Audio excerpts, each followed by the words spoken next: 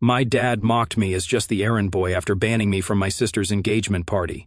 They publicly reduced me to nothing, never realizing the one they erased was the only reason their entire world hadn't collapsed yet.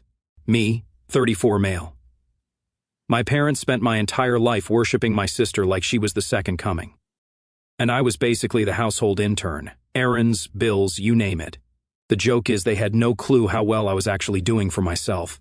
I kept it under wraps, let them think I was scraping by. And when the right moment came, I finally let the truth slip in the most brutal way possible. Let's just say I'm not the one looking pathetic anymore. So yeah, let me just say this straight. If favoritism was an Olympic sport, my parents would have had a gold medal, a sponsorship deal, and probably a Netflix documentary about raising the perfect daughter. Meanwhile, I would have been the unpaid intern in the background carrying the snacks. That's basically how my childhood went. I'm the oldest. 2 years before my sister Stephanie, 32 female, came along, I existed. And for a while I thought that mattered. Like I thought being firstborn meant something. You know, responsibility, respect, maybe getting the "you're the leader" pep talks. Nope. Turns out I was just the test run, the beta version. My sister, let's call her Stephanie, was the final release, premium package, deluxe edition with Parental Pride DLC included. Let me give you some examples so you don't think I'm exaggerating. When I was 16, I asked my parents if I could borrow the car to drive to my part-time job. My dad looked at me like I just asked him to sell his kidney. Gas isn't free, son. You've got 2 legs. Use them. So I walked or took the bus. Rain, snow, whatever. 2 years later, Stephanie turned 16. She gets a brand new car with a bow on top. I'm not even kidding. It looked like a car commercial in the driveway.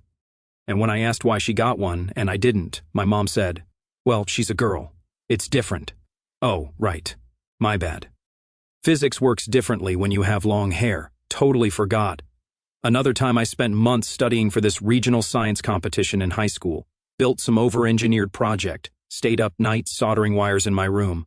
Won second place out of like 100 kids. Pretty proud of myself, right? My parents, they were too busy to attend. Stephanie, she entered some random art fair. Glued macaroni to construction paper, got an honorable mention, and they acted like she'd painted the Mona Lisa too. They still have that ugly macaroni board framed in the living room. By the way, my medal is in a shoebox under my bed somewhere, and don't get me started on money. The second I started working after high school, it was family comes first. Every paycheck I brought in, there was always some emergency. Electric bill late, mortgage behind, groceries tight, and of course, who else was the designated bailout fund? Me. My dad would throw in guilt lines like, "We're all in this together, son. One day you'll understand." Meanwhile, Stephanie was getting shopping sprees because a girl her age needs nice things. I was basically the house ATM machine with none of the perks. By the time I was 20, I was already footing part of the mortgage. Not fully, but enough that I noticed. By 25, I was covering the entire mortgage every month, and I'd quietly put the utilities on my autopay because things were tight. And don't get me wrong, at first I didn't mind. I thought I was being a good son, carrying my share, but the second Stephanie wanted something, suddenly my contribution didn't even exist. Dad would be like, "Your sister's future is the family's future. We can't hold her back." Yeah, because without a Gucci purse, she might never get into college. Right now, here's the kicker. Not in a dramatic way, just in the you can't make this up way. I wasn't exactly broke. By my mid-20s, I had started my own business. Not tech, not marketing. None of that Silicon Valley changed the world crap. I went practical, something nobody brags about at dinner parties, but everyone actually needs. I'll just say it was blue-collar adjacent but scalable. Grew it, reinvested, grew it again. By 30, I wasn't just doing all right. I was killing it. I had employees, an office, contracts lined up for years, and my family, they had no clue. Why? Because any time I even tried to share good news, they'd either shrug or twist it into some weird competition with Stephanie. Like once I told them I signed a big contract, my mom goes, "That's nice, dear. Did you hear Stephanie's painting got into the community gallery?" A gallery where you pay a $20 fee and they'll literally hang anything. But sure, Mom, let's compare that to me landing a 6-figure deal. Totally the same league. At some point, I just stopped telling them anything. Let them think I was scraping by. Safer that way. Because the moment they'd sniff out I had money, they'd find a way to drain it. That's the kind of entitled delusion we're dealing with here. These people thought Stephanie deserved the world on a silver platter, and I should just be grateful I got invited to the table. So yeah, growing up I was the backup plan, the unpaid babysitter, the one who shouldn't complain because at least I had good health and steady work. Stephanie was the princess, the heir to the throne of constant praise. And me, I was the invisible supporting character in her fairy tale. But let me tell you something. I was keeping receipts. Every time they dismissed me, every time they shoved me aside, I kept it tucked away. Because here's the thing. You can only treat someone like the family doormat for so long before they realize they're actually the one holding up the whole damn house. And I knew one day they'd find out exactly who I was, not the, he'll figure it out son. But the guy who built something without them, despite them. And oh man, when that day came, it was going to be beautiful. I didn't know how, I didn't know when. But I knew life always hands people like my parents a chance to embarrass themselves. And sure enough, it showed up with a bow on it. My sister's engagement party. So I'm at work one Tuesday just running through contracts when my phone rings. It's my mom, which is rare. Usually she only calls if she wants something, like once she called me at 11 p.m. because her Wi-Fi wasn't working. And when I told her to just restart the router, she said, "Don't talk to me like I'm stupid, just come fix it." Yeah, at 11 at night. That's the level of entitlement we're dealing with here. Anyway, I pick up. Mom's voice is all fake sweet, like she rehearsed it. "Sweetie, we need to talk about Stephanie's engagement party." I already know it's going to be nonsense, but I play along. "Yeah, what about it?" She goes, "Well, you know how important this is for her future. This is not just about her and Jason, it's about his family. They're very respectable people, you understand?" She's laying it on thick, like she's reading his family's LinkedIn profile. The whole point of the party, she explained, was for both families to get to know each other and make a good impression. Cool. Good for them, I say, because really, who cares? Then she clears her throat and hits me with it. "We think it's best if you don't come." I literally laughed out loud. "Sorry." "What?" "It's not personal," she lies. "It's just we don't want any misunderstandings. Jason's parents are very traditional. They expect a certain level of respectability. We can't risk them getting the wrong impression. Translation: they think I'm going to embarrass them somehow. Mom, what impression would that be? I ask. And then my dad gets on the phone because apparently it was a tag team ambush. "Listen, son," he says, using that fake stern voice like he's still in charge of me. "Your sister has a chance to marry into a good family, a wealthy family. We don't need anything complicating it." Complicating it, I repeat, meaning me. He sighed like I'm making it difficult. "You've always had this alternative lifestyle, running around with your little business projects, never settling down properly. It doesn't look stable, and we can't have Jason's parents questioning what kind of family he's marrying into." I had to bite my tongue to stop myself from laughing again. Here I am running a company with employees, contracts, revenue streams that would make their heads spin, and they think I'm some unstable guy chasing projects. Meanwhile, their golden daughter couldn't even keep a job at a clothing boutique without quitting after 2 weeks because the manager was mean. "Dad, I've been paying your mortgage for years," I remind him. And without missing a beat, he goes, "That's different. That's what family does." But this is about appearances. Sometimes sacrifices need to be made for the greater good. Sacrifices, as in, I'm the sacrifice, the scapegoat, the black sheep they can conveniently erase when they're trying to look classy. I sat there with the phone pressed to my ear, thinking about all the bills I'd covered, the months where I cut back on my own stuff because they couldn't make ends meet. And now I was too much of an embarrassment to even sit at the table. Finally, I said, "All right, no problem. Enjoy the party." And I hung up before they could say another word. The second I put the phone down, though, I made a decision. If they didn't want me there because I'd ruined their fake image, then fine. But I was done being their invisible wallet. The next mortgage bill on them. The utilities on them. I wasn't going to say a word.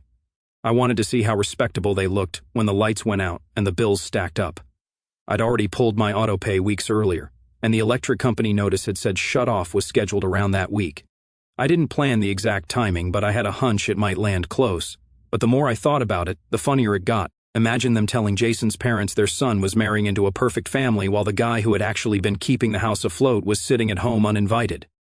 Nah, I wasn't just going to skip it. I was going to show up.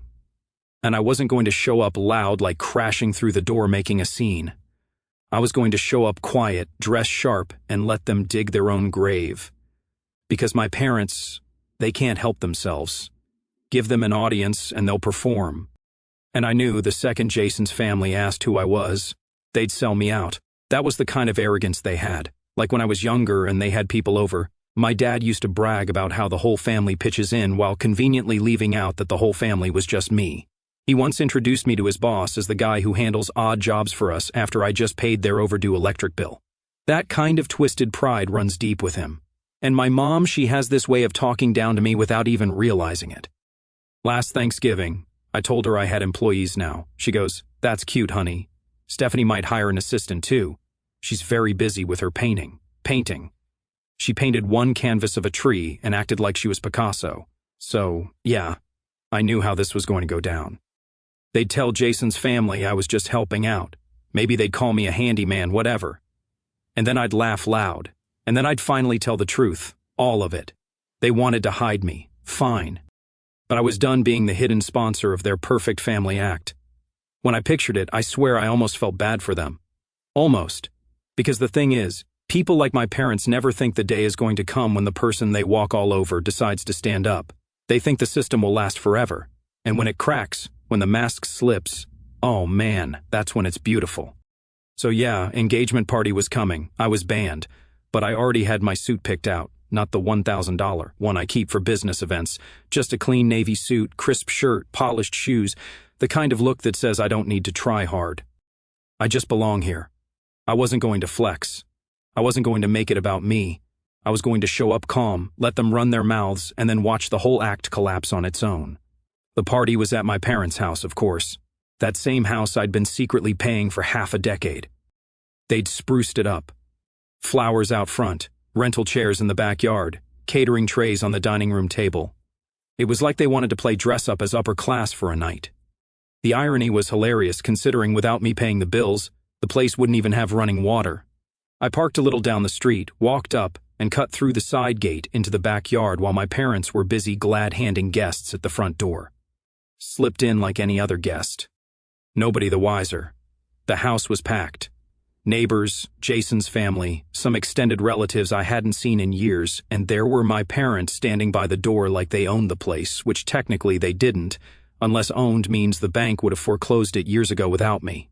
I kept it cool, hung near the kitchen at first, poured myself some water, nodded at a few people. Nobody expected me there because officially I was banned. I wasn't supposed to exist tonight. That was the plan until Jason's dad spotted me. Nice guy, clearly successful. He shakes my hand and goes, "And you are?" Before I can say a word, my dad swoops in with his best fake laugh and leans in toward Jason's dad, dropping his voice just enough to sound like a side comment. "Oh, him. Just our errand boy. Helps out with odd jobs, keeps busy, not really family business material, you know." And then, just to make sure I got the message, he gives me that glare, the play along or else glare I've seen my whole life. So, I just start laughing, like bent over, wheezing. Everyone turns around. The whole room goes silent. My mom's face drops. My dad looks like he just swallowed vinegar. Stephanie's frozen mid-fake smile. I straighten up, wipe my eyes, and say loud enough for the whole living room to hear, "Errand boy, that's rich." Funny way to describe the guy who started chipping in at 20 and has been paying your entire mortgage and the utilities for the last 5 years. You could have heard a fork hit the floor. Jason's mom blinked. Jason looked like someone unplugged him. Stephanie hissed my name under her breath, like I just burned the house down. My dad snaps, "What the hell are you doing?" I grin. "Just making sure your guests know who's really keeping this place afloat. Because let's be honest, without me, you'd be hosting this engagement party in the dark." "Oh wait, give it maybe 5 minutes." Jason's dad raised an eyebrow, clearly uncomfortable. Stephanie shot me a look like I just farted at her wedding. Jason's dad, looking confused, asks my father, "Is that true? He pays your mortgage?" My dad tries to spin it. "Well, you know, family helps each other sometimes." I cut him off. "Sometimes? Dad, I've been paying your bills longer than Stephanie's held a job, and she's had what, 3, 4? Last I checked, she quit the boutique job after 2 weeks because the manager asked her to fold shirts." That got a few snickers from people in the back. My sister's face turned bright red. My mom rushes over, grabs my arm, and whispers harshly, "You planned this. You're trying to ruin your sister's future." I shake her off and smirk. "Nah, you did that yourselves when you banned your own son from the party. Because you thought I'd embarrass you. Turns out the embarrassment was already built in. Stephanie finally explodes. "Why are you even here? Nobody wants you here." I raise an eyebrow. "Oh, I don't know, Steph. Maybe because I literally kept the roof over your head. But hey, don't let that ruin your big night. Keep pretending you're the princess of a castle. Just ignore the fact the castle runs on my bank transfers." And then, almost on cue, the lights flickered and died. Whole house goes black. Someone gasps. People bump into each other. One of the little kids starts crying. I knew the shut-off notice had said it was scheduled around this week, but I never expected it to hit right in the middle of their little show. I stand there in the middle of the dark living room, grinning like a villain. Well, what do you know? Guess the electric company finally realized the errand boy stopped paying. The silence was chef's kiss. Jason's parents looked mortified. His mom leaned toward him and whispered something, then said out loud, "Maybe we should go." They grabbed their coats and were halfway out the door before anyone could stop them. My dad turns to me, fuming. "You've ruined everything." I shrug. "Nah, you ruined it when you decided I wasn't good enough to sit at this table. Enjoy the dark, Dad. Maybe paying your own bills will finally teach you some respect." And with that, I grabbed my jacket, walked right out the front door, and didn't look back. Neighbors were staring. Jason's family was hurrying to their cars. My parents were left standing in their pitch-black living room trying to spin the story. Me? I walked to my car smiling. First time in years, I felt like I wasn't just the family's invisible ATM. I was finally the guy pulling the plug. Literally. After the engagement party fiasco, my phone basically turned into a guilt trip hotline. First day, I had 14 missed calls from my mom alone. The voicemails were like a greatest hits album of manipulation. How could you humiliate us in front of Jason's family? Followed by, "Your sister's future is on the line. Do you even care?" Followed by, "Family doesn't turn its back on family." Funny, because I distinctly remember them turning their back on me when they banned me from the party in the first place. My dad's messages weren't any better. His sounded more like orders. "Call me back immediately. You need to fix this mess." Then one where he said, "You're going to regret this if your sister's engagement falls apart." I laughed so hard at that one, I almost saved it as my ringtone. And then there were Stephanie's texts. Paragraphs about how I was jealous, how I couldn't stand to see her happy, how I ruined the most important night of her life. She even threw in a classic, "You'll die alone and bitter." Yeah, thanks, sis. Real Shakespearean of you. Want to know how many of those calls or texts I answered? 0. I blocked their numbers for 2 weeks straight. And honestly, it was the most peaceful 2 weeks of my adult life. When I finally unblocked them out of curiosity, the spam had already died down. After a while, the calls stopped altogether. I figured they finally got the hint. The family ATM had officially shut down. No more mortgage payments from me, no more bailouts, no more being their errand boy in a suit. Meanwhile, my company was thriving. We landed 2 new contracts, expanded to a bigger office downtown, hired more staff. While they were probably sitting at home arguing about past due bills, I was approving budgets and signing deals. My mornings were quiet coffee and spreadsheets, not my mom whining about Stephanie needing money for emergencies, like a new purse. Months went by. I didn't hear a word. And then one morning, Jasmine, my HR director, knocks on my office door holding a file. She's got this smirk on her face like she can't wait to show me something. "So," she says, "we've been getting a lot of applications for the marketing assistant position, but this one's special." She slides the folder onto my desk. I flip it open and I swear I almost spit out my coffee. It was Stephanie, my golden child sister, resume printed in bold, acting like she was God's gift to the business world. Half the stuff on it was straight up lies. Project manager at a boutique clothing store. Translation: folded jeans for 2 weeks and quit. Leadership experience. Translation: bossed her friends around during high school group projects. I look at Jasmine and raise an eyebrow. She actually applied here. "Oh yeah," she says, grinning. "And get this, she doesn't know you're the CEO. She thought she was applying to some random mid-size company. Apparently, she saw the ad online. The posting didn't even have our company name on it. It was one of those recruiter ads that just says growing mid-size firm in the city. So she had no clue she was walking straight into my office. I just leaned back in my chair and started laughing. The irony was too perfect. Months ago, I was too embarrassing to be seen at her engagement party. Now, she wanted a job at my company. The same company she'd probably assumed was run by some stable, respectable man her parents would approve of. "Set up the interview," I said. "I'll sit in as an observer." The next week, I walked into the office a little earlier than usual, wearing a tailored suit. I didn't tell anyone else what was about to happen. Sure enough, when I got to the lobby, there she was, Stephanie, sitting on one of our waiting chairs in a trendy outfit, tapping away on her phone like she owned the place. She looked up, saw me, and actually smirked. "Wow, didn't think you'd sink this low," she said loud enough for the receptionist to hear. "Guess you're desperate like the rest of us, huh? Here to interview, too." I just smiled. Something like that. She rolled her eyes and went back to her phone, completely oblivious. When it was her turn, Jasmine brought her into the conference room. There were 3 people from HR and management sitting at the table and me at the far end observing. Stephanie didn't even glance my way. She launched right into her act, talking about her experience leading projects and how she brought value to every role she'd ever had.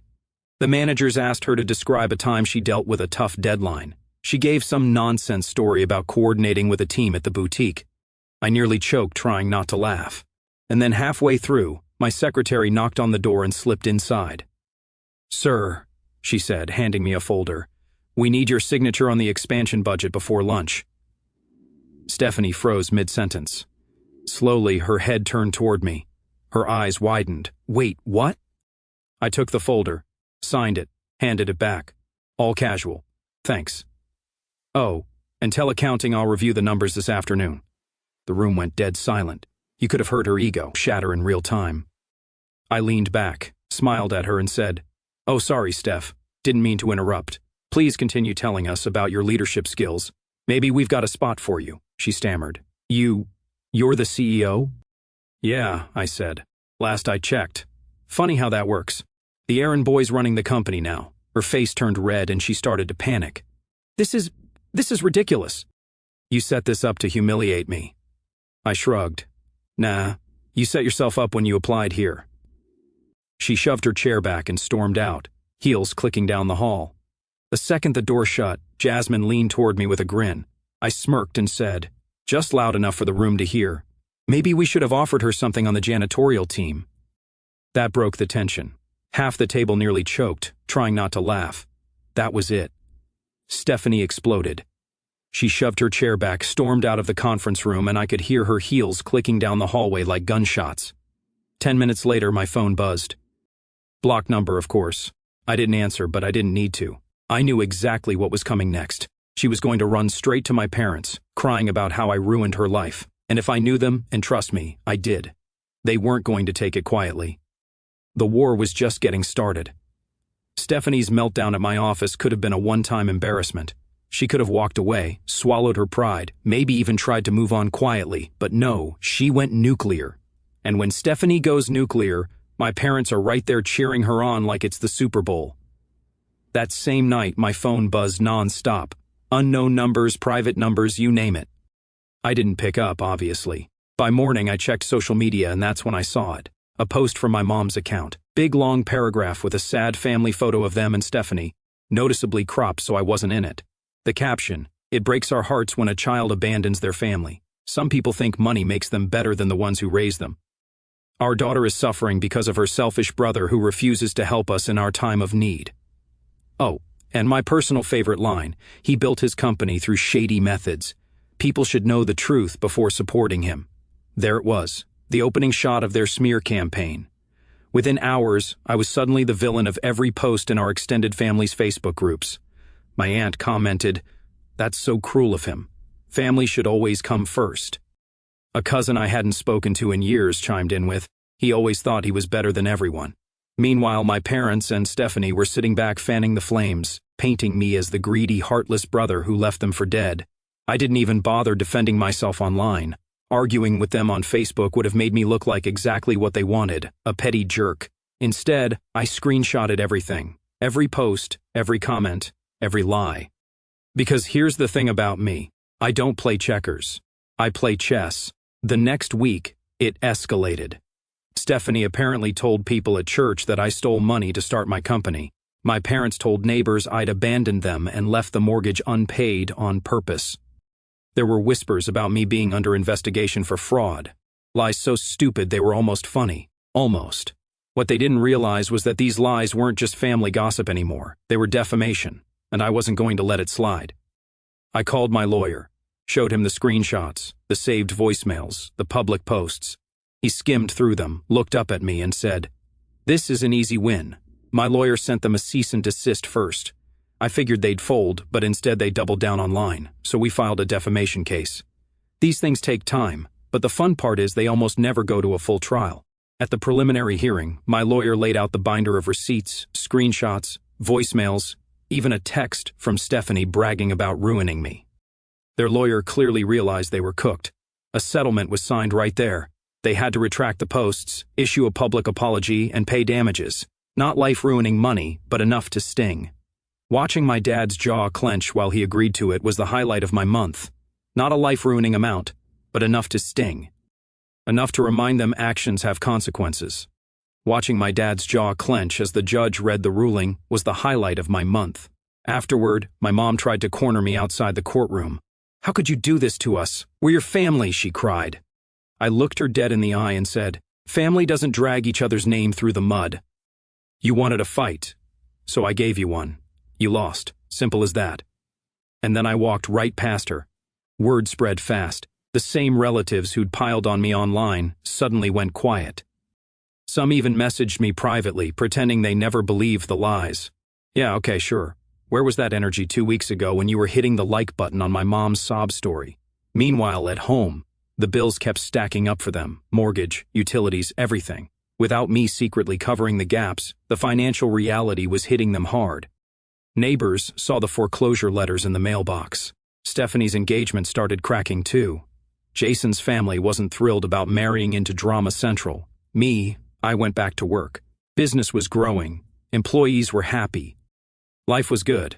Every once in a while I'd check their social media just to see if they learned their lesson. Spoiler, they didn't. They never apologized. Instead, they went silent, licking their wounds, probably plotting the next guilt trip. But here's what they didn't get. They had already lost. The smear campaign backfired. I had the legal win, the receipts, and the peace of mind knowing I didn't just defend myself. I beat them at their own game. And the best part, for the first time ever, I wasn't playing defense anymore. I was in control. The golden child's shine was fading. The parents' masks were cracking. And me, I wasn't the errand boy anymore. I was the guy they couldn't spin lies about without consequences. And that scared them more than anything. After the lawsuit, you'd think my family would finally get the hint. Don't poke the bear. Don't try to smear the one guy who kept your lights on for years. But nope. They doubled down on pride and pretended like nothing happened. That worked for about 2 weeks. Then the cracks started showing. See, the mortgage company doesn't care about family drama. Utility companies don't accept we're the victims here as a form of payment. The bills kept rolling in. And for the first time in years, I wasn't quietly slipping money into their account to cover the shortfall. At first, they tried to act like everything was fine. I drive past the house on my way to work and noticed the same cars in the driveway. The same curtains pulled tight, but little by little, reality started creeping in.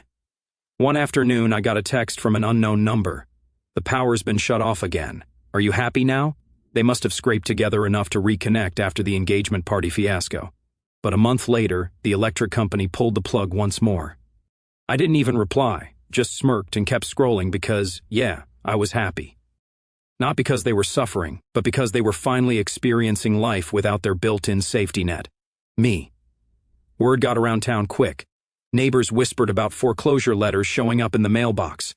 Jason's family, the same people who'd once looked down their noses at me during that engagement party, suddenly weren't coming around as much. Apparently, having your future in-laws drowning in debt wasn't exactly a selling point. And then came the calls. At first, it was just Stephanie crying voicemails about how unfair I was being, how I was ruining her life, how Jason's family was starting to question the marriage. My phone filled up with her whiny voice messages. "Do you even care what you're doing to me?" I ignored every single one. Then my parents joined in. My dad called one night and actually tried to lecture me. "You made your point. Now step up and do the right thing." I laughed so hard I almost dropped my phone. The right thing? According to him, that meant going back to being their invisible wallet while they treated me like garbage. When I didn't answer, they started showing up. Once at my office, another time at my house. My receptionist had to turn them away the first time. The second time, I didn't even open the door. Watched them from my security cameras, sitting on the porch like salesmen nobody asked for. It was pathetic. The final straw for them came a few months later when the bank officially started foreclosure proceedings. By spring, the notice of default hit, and by summer, the sale date was posted. That's when their pride finally cracked. My mom called me in full meltdown mode. "We're going to lose the house. How could you let this happen to your own family? We'll be homeless. People will laugh at us." I finally picked up, and for once, I didn't bother sugarcoating it. "Enjoy not having your bills paid. Maybe this will teach you some respect." Then I hung up. And man, that silence afterward, pure bliss. Jason's family eventually pulled the plug on the engagement. I heard through the grapevine that his parents sat him down and said they didn't want him tied to unstable people. Stephanie, of course, blamed me for it all. She told anyone who would listen that I had sabotaged her future. Nah, she did that all on her own. My dad tried one more guilt trip a week later. Showed up at my office again, cornered me in the parking lot. He looked rough, shirt wrinkled, eyes tired, like life had finally started to chew on him. "Son," he said, trying to soften his voice, "we just need a little help to get back on our feet. You're successful now. Why not share it with your family?" I stared at him. Deadpan. Because family doesn't call their son an errand boy in front of strangers. Family doesn't try to ruin his reputation online. You made your bed. Now you're lying in it. He opened his mouth like he had something smart to say, but nothing came out. He just glared at me, the same glare he gave me at that engagement party when he told me not to say who I really was. Except now it didn't scare me. It didn't even bother me. It just looked sad. I got in my car, rolled down the window, and tossed one last line his way. "Maybe next time don't bet the house on the golden child." Then I drove off. The fallout was brutal for them. The foreclosure went through. They had to downsize into a small rental. Stephanie, without Jason or the cushy lifestyle she thought she was heading into, ended up crashing back home with them. My mom went around begging relatives for money, but most of them had already heard how badly she'd burned me. Doors shut fast. Meanwhile, I was thriving. Business booming. My own house paid off. Zero drama in my circle. I didn't even have to lift a finger to get revenge. Their own entitlement did all the work for me. But here's the best part. Once the begging started, I realized I wasn't just winning. I was untouchable, because for years they'd made me feel like I was less than. Like no matter what I did, I'd never measure up to Stephanie, the so-called golden child. But now she was unemployed, single, and back in her old room, while I was the CEO they once pretended didn't exist. And when they finally came crawling back, all tears and pleas for help, and "We're family, we need you," I didn't feel guilty. Not one bit.